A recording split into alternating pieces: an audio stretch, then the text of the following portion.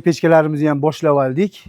Shu pechkalar haqida ma'lumot berib o'tgating Oybekjon. Xo'p, pechkalarimizni bo'lgan. Pechkalarimizni har xilidan bor, katta, kichik, katta uy, kichkina uylarga. Mana hozirgi mana bu pechkamiz eng kichkina pechkamiz. 60 ga 30 razmeri bo'ladi. 5 metrgacha uylarga qo'yilaveradi, bemalol zo'r issiq beradi.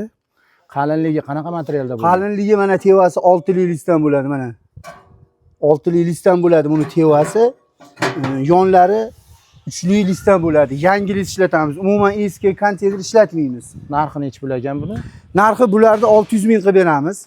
Oybekjon, nimaga bu pechkangiz arqasi tekis to'silmagan? Shuni sababini ham aytib o'ting. Xo'p, biz buni ixtiro qilganmiz, ustamiz 3 yil oldin ixtiro qilgan. Buni arqasini uklon bo'lishini birinchi sababi tutunni yaxshi olib chiqib ketishi, oldidan tutun bermasligi.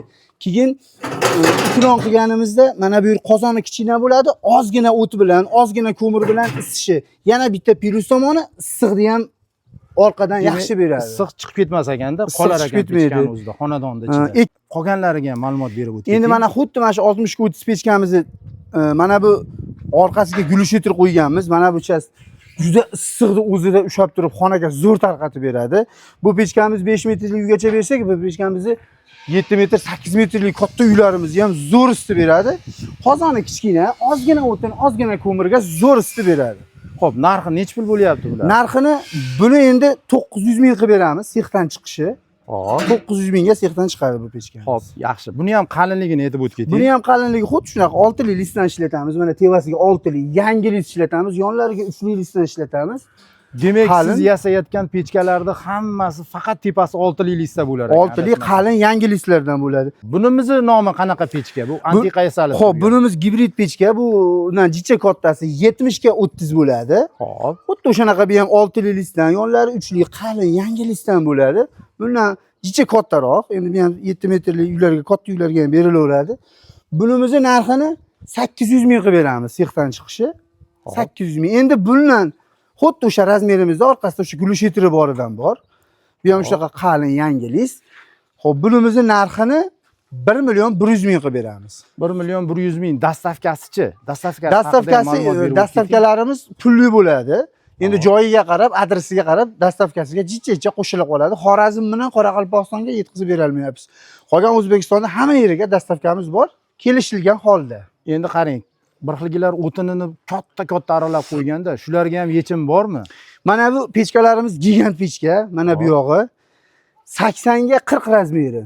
Mana shu pechkamizning ichiga 70 santimetrlik mana o'tinni, mana shu holdagi o'tinni mana bemalol tiqib qo'yib, bemalol yoqilaveradi. Mana aralab, maydalab o'tirmaysiz.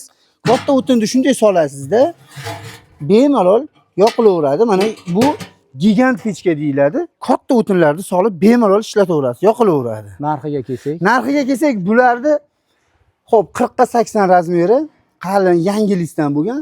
Xo'p, bularimizni 1 million qilib beramiz. Bularni 1 million qilib beramiz. Endi xuddi o'shani gulishtirligi bor.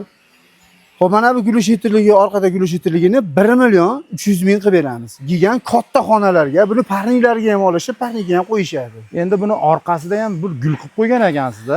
Buni jicha ixtiro qildik, ustamiz jicha ixtiro qildi. Mana bu yerda lazerda gul qilib, jicha bir bejirim chiroyli gul qilib qo'ydik. Mana bu endi hammom pechkalarimiz, hammomga qo'ysa bo'ladi, yangi lisdan. Xo'p, razmeri 90 ga 35 turli lisdan bo'ladi. Tevasi, yonlari hamma yo'g'i yangi turli lisdan. Mana buni qilganimizning sababi, bu yerga toshni bir qator chiroyli teriladida, toshni qizitib, xo'p, suv sepib, xonani zo'r parq qilsa bo'ladi. Mana bunisi tosh ham terilgani turibdi. Mana tosh terib tayyor qilib qo'yganmiz. Bir suv sepib ko'rsatib bering. Mana hozir bir obunachilarimiz ko'rsatib beramiz mana. Bismillah.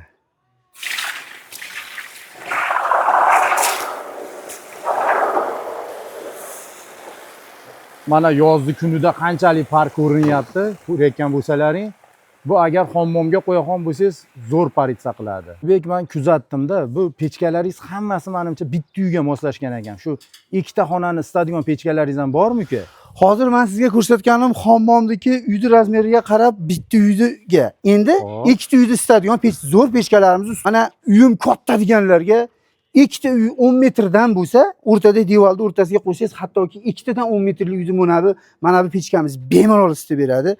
Mana bu yerdan o'tinni xohlasangiz gazga, xohlasangiz o'tinga ko'mirni yoqasizda, mana bu yerda tortma o'sha pechkaga o'xshab qalin, mana bu yerda mana endi bunday ochib qo'yiladi, eshigi bor. Xuddi shu narsa orqada ham bor. Orqada ham bor. Mana orqadagi uyga ikki taraflama issiq chiqadi. Mana bu yerdan issiqni zo'r beradi, mana bu yerdan duxovka, o't yonayotib turgan o'choqni orqasi bu. Mana shu orqadan ham issiqni zo'r beradi. Demak, ikkita katta uyni isitadi bu. Kichkina uyni emas. Yashang uka. Xo'p, endi buni narxiga kelsak, narxi necha pul bo'lyapti? Xo'p, buni narxini seximizdan chiqishi 2 million 200 ming qilib beramiz. 2 million 200 ming. Mana bu ikkinchisi. Bu ham ikkita uyga qo'yiladi.